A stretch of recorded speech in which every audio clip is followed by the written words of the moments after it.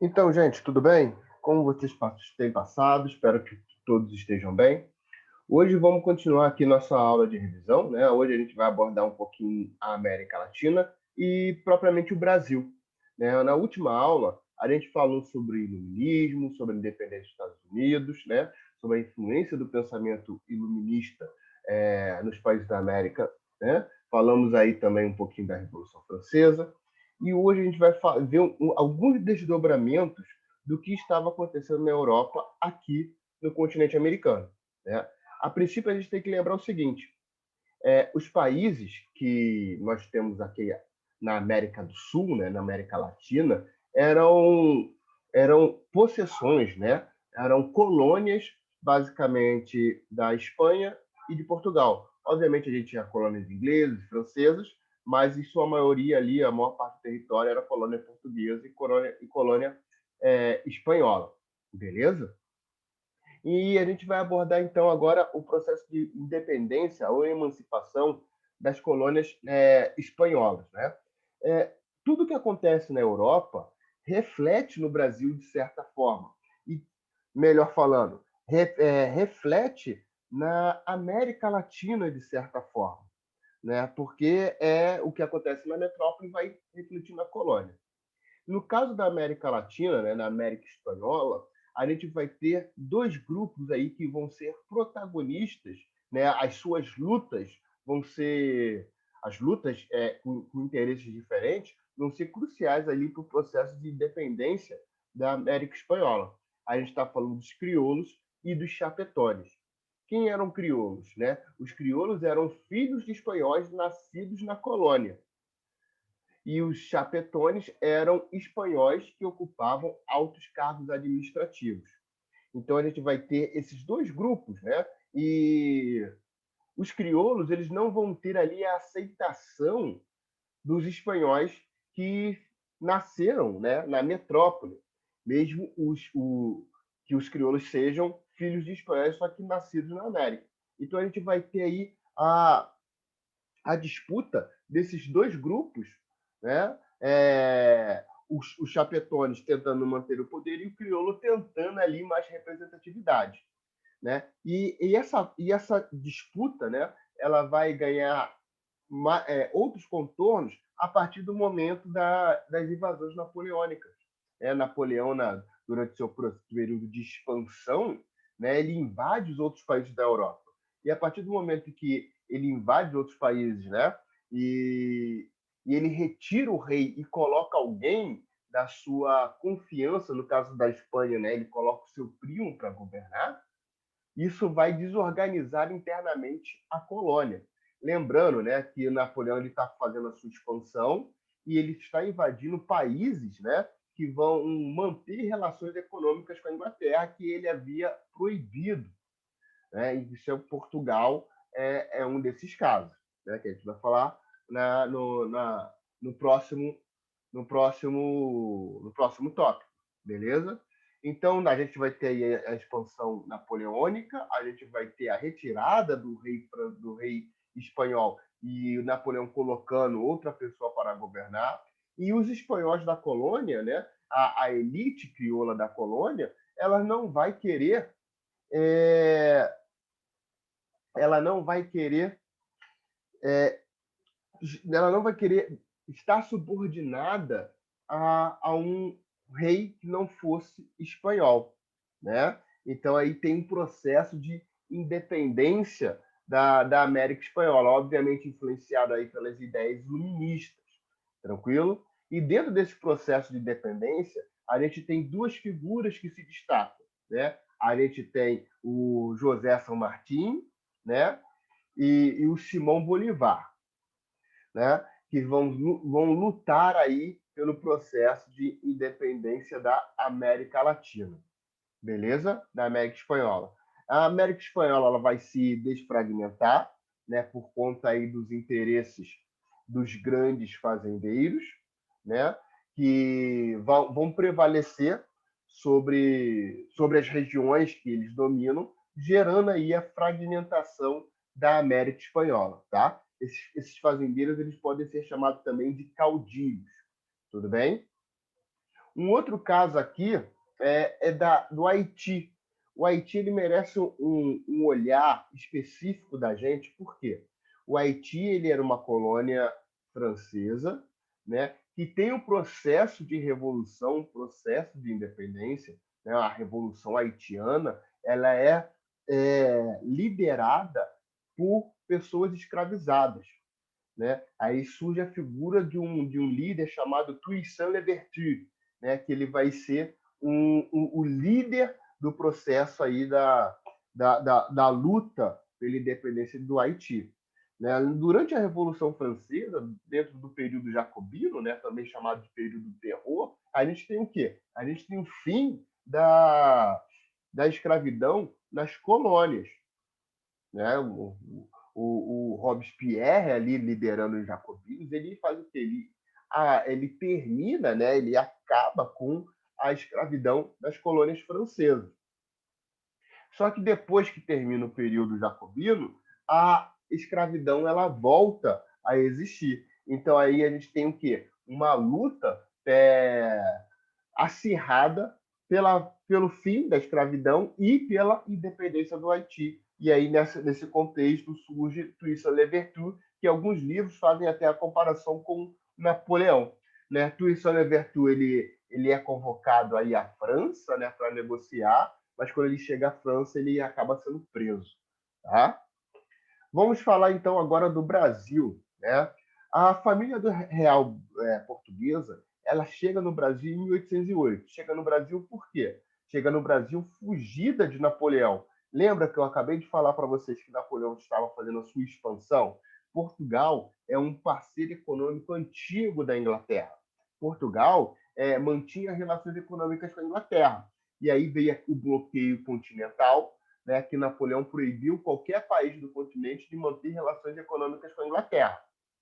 Né? Então, o bloqueio continental vai ser ali uma forma de Napoleão tentar derrotar a Inglaterra, já que ele não conseguia invadir o território inglês por conta do mar. Né? E Napoleão tinha um ótimo exército, mas a marinha inglesa era melhor do que a marinha francesa. Então, ele não conseguia invadir ali a Inglaterra, que é uma ilha.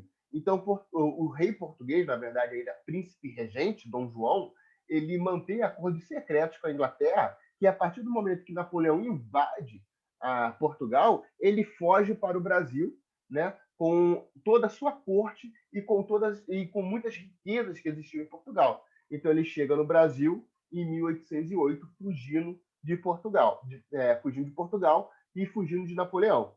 Tá? E a partir do momento que ele chega aqui, a gente pode falar que quando ele chega na Bahia e depois vem ao Rio de Janeiro, né, se instala no Rio de Janeiro, ali começa o processo de independência do Brasil, porque a ótica colonial ela vai ser invertida. Vai ser invertida por quê? O príncipe regente, né, a coroa portuguesa, está aonde? Está no Brasil. Então, aquela relação do pacto colonial, em que a colônia precisa comercializar diretamente com a metrópole, vai deixar de existir. Afinal, o rei, o príncipe regente, a rainha, ela está no Brasil. Né? Então, aí a gente vai ter uma modificação, né, na estrutura econômica do país.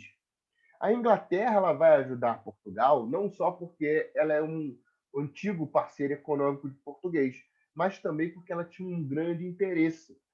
Agora ela não precisaria mais de um mediador econômico para negociar com o Brasil. Agora ela conseguiria negociar diretamente, já que a família real está instalada aqui no Brasil. Vão ser assinadas uma série de acordos e a Inglaterra vai obter vantagens, né, em diversos desses acordos. Então a Inglaterra ela vai ser muito privilegiada da chegada da família real aqui no Brasil, né? E esse período que a família real vive no Brasil, a gente chama de período joanino, onde que a colônia, vamos falar melhor, né? O Rio de Janeiro, que é onde o Dom João vai se instalar, vai sofrer grandes modificações, né? A gente vai ter construções, a gente vai ter fundação da Faculdade de Medicina, a gente vai ter teatros, a gente vai ter construção de bibliotecas, né? Tudo isso porque o Dom João ele queria continuar tendo a vida, né, ou algo semelhante que ele tinha lá em Portugal, tá? E isso vai mudar a estrutura da cidade do Rio de Janeiro.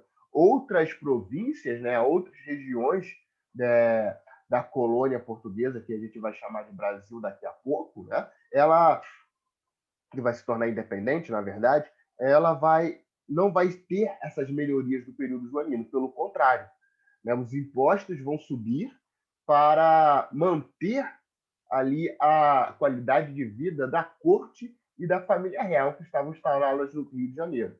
E sobre isso a gente começa a falar sobre a Revolução Pernambucana de 1817, né? Que é um movimento que ocorre ali na capitania de Pernambuco, né?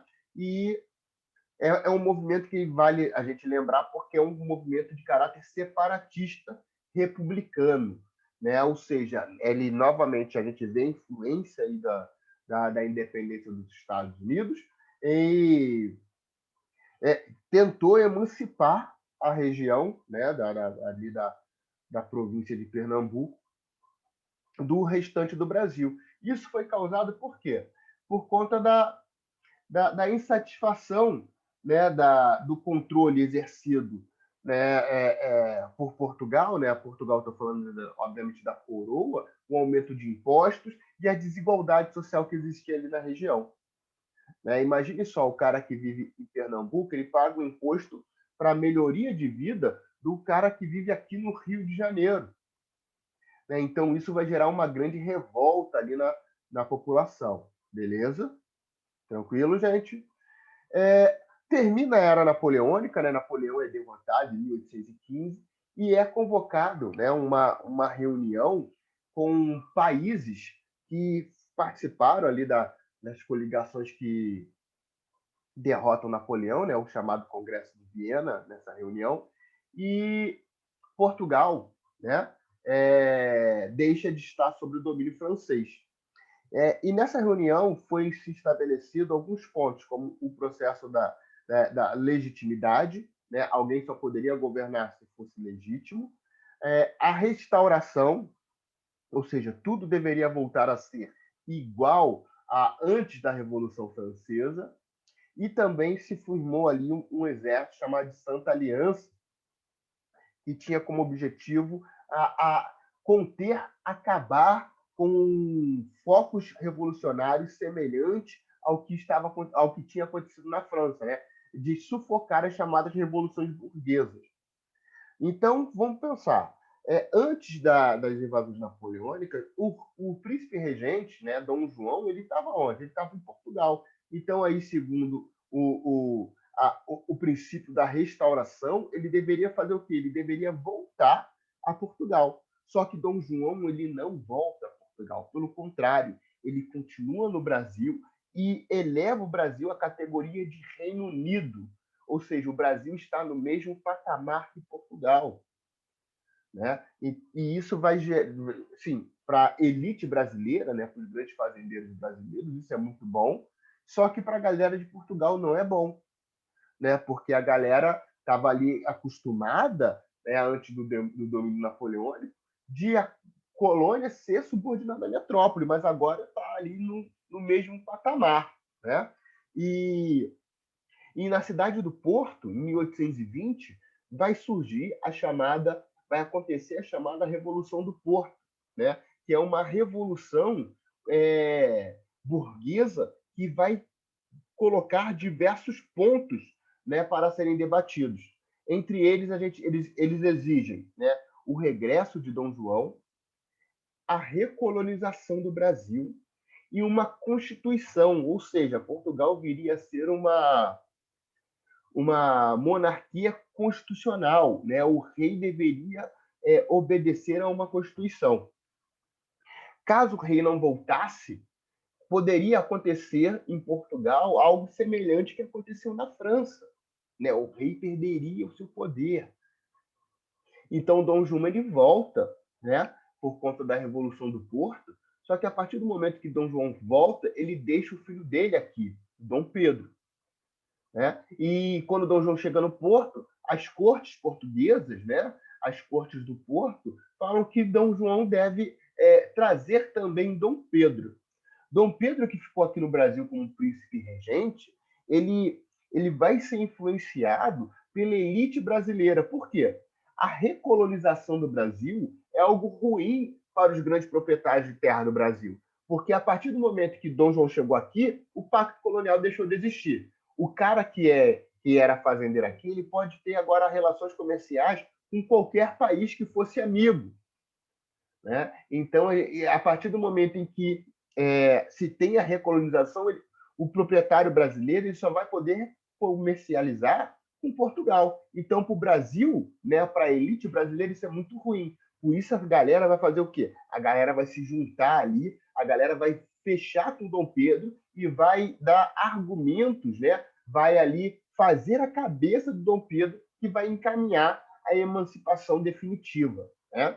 Então, a partir do momento que as cortes exigem a volta de Dom Pedro ele não volta.